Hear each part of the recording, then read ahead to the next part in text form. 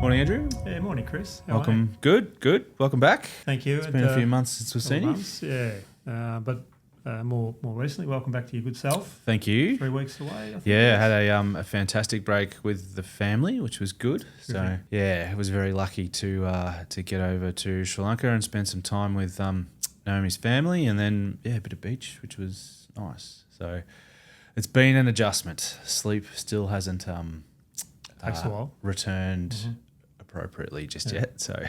And how the kids go on the Loved it. trip? Yeah, it was really good. Yeah, for those who are out there who don't know, my wife's Sri Lankan, and so for our kids, we're pretty keen on having them to be culturally close, so to their heritage. So yeah, I think it was really good for them because we hadn't been back since the kids were born. So yeah, it was an amazing trip and time with the grandparents, obviously on that side. So nothing really to complain about. And it was nice to get away, and everyone held down the fort here, which was awesome. But yes, quarter one done, and we're into the thick of the year, really. But there's still a fair bit going on. I think it's been quite an eventful first quarter. I guess primarily due to Mr. Trump over in the US. Certainly globally, the Trump factor, I suppose we call it, and he's come in office and has created a bit of volatility and a bit of uncertainty around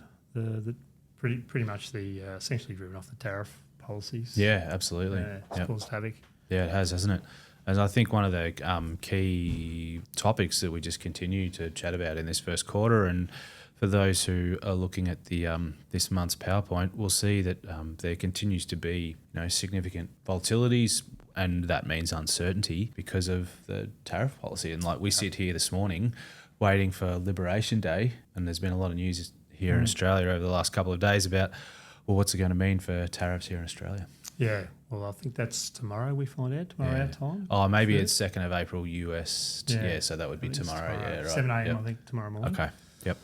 So we'll be up and about early listening to the impacts of that, Chris. Definitely. Sure. As you can see in the chart here, since January, it's pretty up and down, isn't it? It is, and we have seen that play out in the portfolios. Yeah, definitely. Naturally, there is a high weighting to US equities for good reason because of their global positioning. Correct. Those equities have been hammered. Yeah, they have. Interesting. Looking at the major equity indices across the start of this year, we can really see that probably for the first time in a long time, the US is underperforming the rest of the world. Yeah. Yep. Yeah, we haven't seen that for, as you said, a long time. A few years, definitely. Yeah. So it's interesting in that the wise thought is, the US sneezes and the rest of the world catches a cold. It's, I guess, maybe, is there a decoupling? I guess we don't really know if that's the case. Yeah.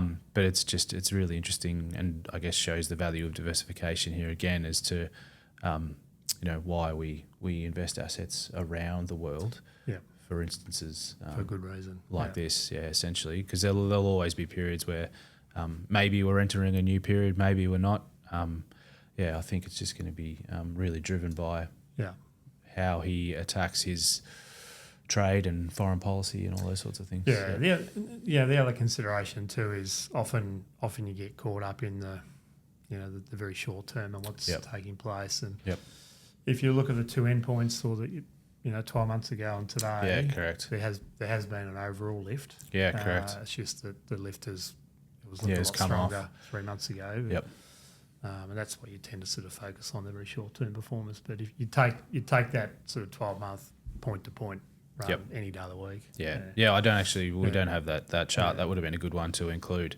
But I think that was one of the things that also stuck out to me when I first saw this one, is that although if you were to sort of take what the news had said, you'd think everything was like in the toilet. Yeah, that's right. But from 1 January, like the worst performer there's really only sort of 5% down, basically, which is the US market, because the first half of January was pretty strong. So albeit though the news looks pretty average, whilst there has been some pullback, outcomes are still okay, even in that short, like one quarter time frame. Yeah. Yep. Yeah, and I think we was touching on it before with the Liberation Day. Not that we try and predict what might happen, but naturally we suspect the volatility might continue. Yeah, definitely. Yep. Well, as you said, we don't try and predict, but based on what's happened over the last 3 months, I would expect there to be a reaction to whatever comes out. Yeah. Yep. So I guess from our perspective, expect more volatility. Yeah. Yep. But long-term game again. Yeah, correct. Bit cliched and repetitive from us, but that's the well, strategy. it continues to hold. That's the interesting thing. It does feel a bit trite sometimes every month where we're like, this is what we're doing, and long term, like avoid the noise. But I think it just the outcomes continue to show that that's how we should be approaching things. Yeah. Continuing on the US theme, it feels a bit again on the same sort of topics, much like we were during the last couple of years, where everything was about inflation. I suppose there's two aspects here with what's going on market wise. Is typically there's what's happening immediately with the noise, and I guess our view is we're always saying, well, let's look through the noise and what are the fundamentals starting to say. But now I guess he's been in office for a quarter. We're starting to maybe see some of that policy flowing through into the fundamentals now. Yeah, and certainly, I know this is probably focusing on US it is, sentiment, I think, but even more locally or domestically, the retail trade numbers have been quite soft. Yep.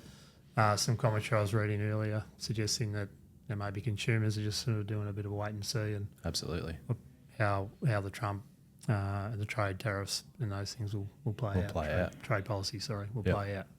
Yeah. And I think that what I would say overwhelmingly negative news cycle, I suppose, that everyone's getting fed in, as we said, like intradaily, that does have an impact on your decision making, right? Because you're hearing all this negative news, and it's like, well, am I going to go and spend that money when I feel like there's uncertainty in the world? That's right. Yeah. And I think that's also then reflected in, I guess you can see the sentiment numbers in the US, more so in the US because of all of that. Obviously, we're seeing the impacts around the world, but we're not, I guess, at the coalface, of those decisions. Yeah, we've been a little bit removed or indirect from it. Yeah. Yep. Or has more of an influence over in the US, no doubt. Yeah, definitely. Then that's a good segue in terms of back here in Australia. Budget was handed down whilst I was away. Do you have any thoughts on? Wasn't really much in that, I thought. I mean, there was the tax cuts that got a lot of play. The $5 a week, but you got to wait a year or two to get that. Yep. Addressed as a cost of living, whereas the cost of living crisis is right now, of course. But it wasn't a lot in it really. It was. I think what was probably more telling out of some of the direct policies, but just another decade of deficits. I think it was. Yeah. So that poses a problem potentially longer term. Yeah, definitely. Yeah. Yep. Yeah, one of those, I think, larger, longer term structural issues that I think the world has generally is the deficit and debt position of most of the economies in the world. So, I think that continues to sort of hover in the background. Doesn't really get much airtime, but no. There's more pressing things in front of it. But so election called for the 3rd of May. So we've got 6 weeks or 2 months of 5 weeks of campaigning. Election news, correct? And I'm already sick of it. Yep, me too. I was looking at the TV in the office yesterday because we got the business channel up, and I was like, I'm not ready for another 5 weeks of this. I'm sure we'll all get tired of it very quickly. Kissing babies and shaking hands with manufacturing workers, correct. And all the like. Yep, but obviously, that's going to whoever wins the election is going to set the path for the country, I guess, over the next 3 years. Yeah.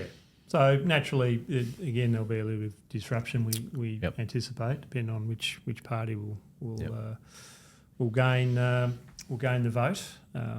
But again, it's that these are cycles that happen. Yeah, correct. Through history, and and there's normally a period of disruption, and things stabilise after that. Yeah, definitely. And I think normally what happens is around, like, there's no real reaction now, but as we get closer to the third, depending on, I guess, what the polls are saying, and then depending on the economic policy, but I haven't really heard much, I guess, or disparity at least in economic policy, that there might be some volatility in the market related to that.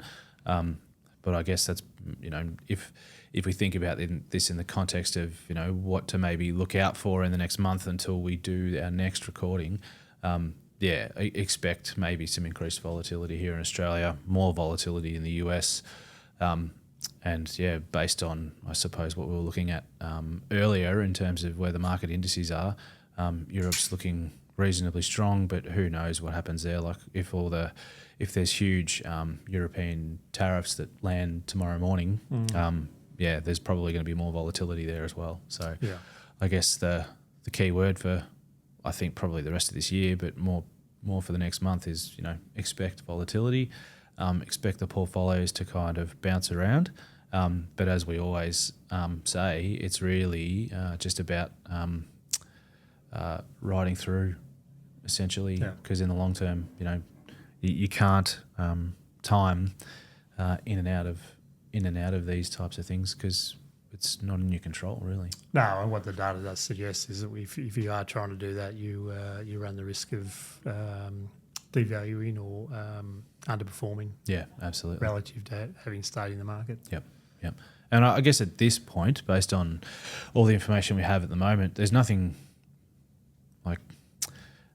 really that would dissuade us from taking that approach, right? It's just more of I always feel like this time it's different mentality. It just doesn't. I feel like there's always a bit of a crisis, I suppose, going on somewhere. Yes. Yep. Yeah. That does have an impact or influence on a market somewhere. Yep. Yeah. So more volatility this month and just hold steady. But unless there's anything, I guess, really out of left field that arrives, we'll talk to everybody next month. Yeah. Well, what there won't be before the election is another rate cut. Correct. Obviously, the RBA held. Yep. Yesterday, as expected. Yep. And there's been some commentary around that maybe there might be 1, 2, maybe 3 cuts throughout the rest of the year. Yeah. Suggesting even in May, but that'll come after the after the election. Yeah. And I think the RBA generally want to be seen as apolitical. Yeah. So this cutting during an election campaign would be interesting because obviously politically that would be seized upon by either party. So sure. But as you said, there's no meeting between now and then anyway. So hold steady. But I guess most people, other than savers, are probably going to be hoping for those cuts to come through later in the year. Yeah, correct. So just to, I guess, wrap up in terms of the discussion around market timing, I think we went through some of this last month, but I think it's just really, really good to reiterate during the volatility periods because I know I'm still, I guess, getting questions around, what should we do? Should we maybe move out of the market? Yep. There's a chart here around, I guess, the return outcomes or underperformance of going to cash during market events. Yeah. So, if you were to sell, the almost the easy part is to say, well, I'm fearful, so I'm going to get out. The harder decision to make is, well, when do we land back in?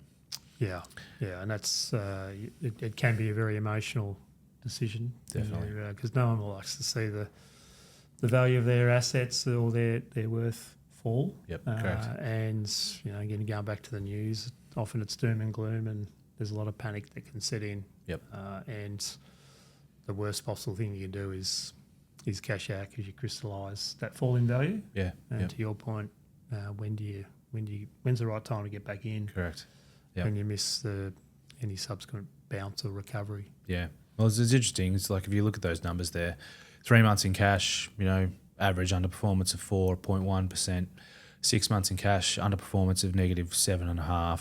12 months in cash, you're sort of -13%. So whatever your portfolio value is, like let's just say it's $1 million portfolio, and you sit 3 months in cash, on average, you're $40,000 worse off. Yeah.